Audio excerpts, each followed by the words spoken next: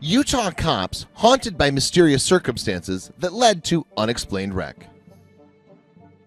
Being a police officer can often be a tireless, grueling career, and these days cops don't usually get the recognition they deserve. These heroes in uniform spend their days dealing with the most despicable, violent members of society, but every so often there are those rare moments that are a little more rewarding. The following story may be hard to believe, and the police officers involved understand if you have your doubts. They were the first ones to question what really happened on March 7th, 2015. Yet with no other explanation, they've all agreed that something beyond their control went down that day. Over the past decade with the Spanish Fork Police Department, Officer Tyler Beddoes has had countless memories that left an impression on him. His normally quiet hometown of Spanish Fork, Utah, while quiet on the outside, has seen its share of unusual occurrences. Yet, like many of men and women in his line of duty, some unforgettable experiences have stuck with him a lot longer than others. For this cop, March 7th, 2015 will always be a day on the job that Beddoes, along with his 3 fellow officers, will never be able to forget.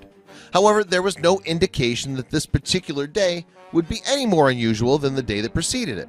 In fact, when they got the call, it seemed like it was going to be a pretty routine Saturday on the job. A local fisherman had been enjoying a nice Saturday off from work, throwing his line into the Spanish Fork River, which flows about 20 miles through the town and into Utah Lake. Suddenly, the fisherman came across something rather unusual. Underneath a small crossing bridge, he noticed a car, half submerged, in the water. At first, the fisherman saw no cause for alarm. No one was screaming or yelling for help. He figured somebody had probably been up to no good and abandoned their car by the riverbank. Still, as an upstanding member of the community, he wanted to keep the river clean. He decided to report it to local police. The call came in around 12:45 p.m. Officer Brian DeWitt was patrolling nearby and the first officer to arrive on the scene. It looked exactly like the fisherman had described, an overturned red Dodge sedan that had either been abandoned or crashed down from the road above and overturned itself on the way down. DeWitt went over to question the witness and noticed something strange. There was a person's arm visible through the driver's seat window. He knew he was now looking at a car crash, not trash. Thankfully, officers Tyler Beddoes, Jared Warner, and Jason Harward arrived at the scene a few moments later. Clearly, he now needed backup. The Spanish Fork Police Squad made their way closer to the wreckage together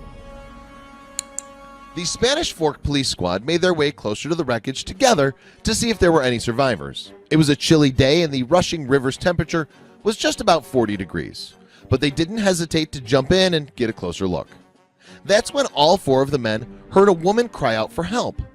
We could see a person in the front seat, and then we heard a voice saying, "Help me, we're in here." It was clear as day, Beddoes told New York Daily News. The first responders were relieved that they had arrived in time.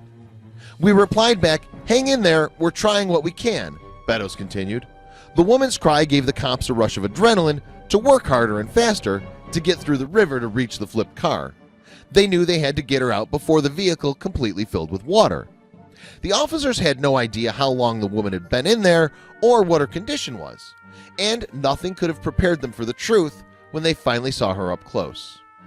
When the officers finally reached the red Dodge, their feelings of hope were immediately replaced with feelings of dread. As they struggled to flip the overturned vehicle, it became clear that they had gotten there too late. The drivers could not have been the one who called out to let the officers know she and her daughter were inside. She didn't survive the crash and had been dead for hours before they arrived. Yet when the brave officers looked in the back seat, they realized there was still hope. The deceased woman had not been traveling alone. A tiny toddler was hanging upside down in her car seat. She was blue from the freezing temperatures and unable to respond, but they could see she was alive. We could see her eyes fluttering, so there was some life, but as far as movements or consciousness, there was nothing we could see, Beddoes told the Daily News.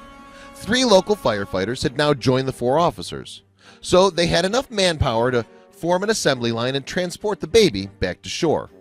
The first responders rushed to perform CPR.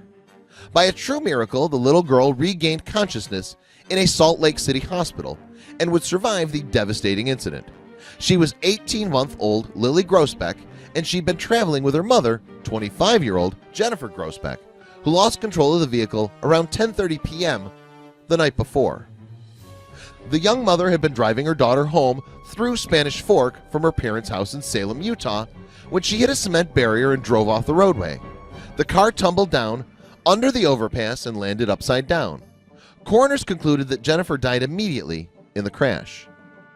Yet, because the accident wasn't visible from the road above, baby Lily had been trapped upside down in the car for more than 14 hours before she was pulled to safety. It's miraculous that the child was able to survive, Spanish Fork Police Lieutenant Matt Johnson told the Post. Authorities concluded Lily was able to survive because of the way her mom's car landed. The responding officers, however, think it might have been something else. We've gotten together and just talking about it, and all four of us can swear we heard somebody inside the car saying, "Help." Officer Jared Warner recalled to KSL. The only people in there were the deceased mother and the child, added DeWitt, and the cries definitely couldn't have come from Lily. Luckily, Warner's body camera was switched on and added further proof that the four officers hadn't been hallucinating. Before we made the decision to turn it over, we heard somebody say, "Help me."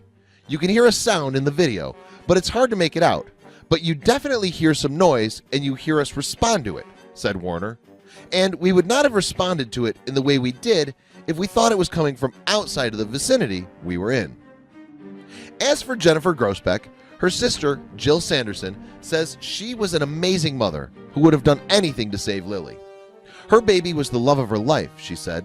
She was very compassionate and a very loving person and always willing to bend over backwards for her loved ones. Clearly, baby Lily had some sort of guardian angel watching over her that day. Could it have been her mother? Officer Tyler Beddoes seems to think so. "I don't know what I thought I heard," he said after the chilling rescue. "I'm not a typically religious guy. It's hard to explain. It was definitely something. Where and why it came from, I'm not sure." In 2016, Beddoes co-authored the book Proof of Angels, detailing the unexplainable voice and miraculous rescue he and his fellow officers experienced that day. Please share this video with your friends below. Thanks for your viewed video. Please subscribers my channel. If you have any comment or question, please let me know. Thank you.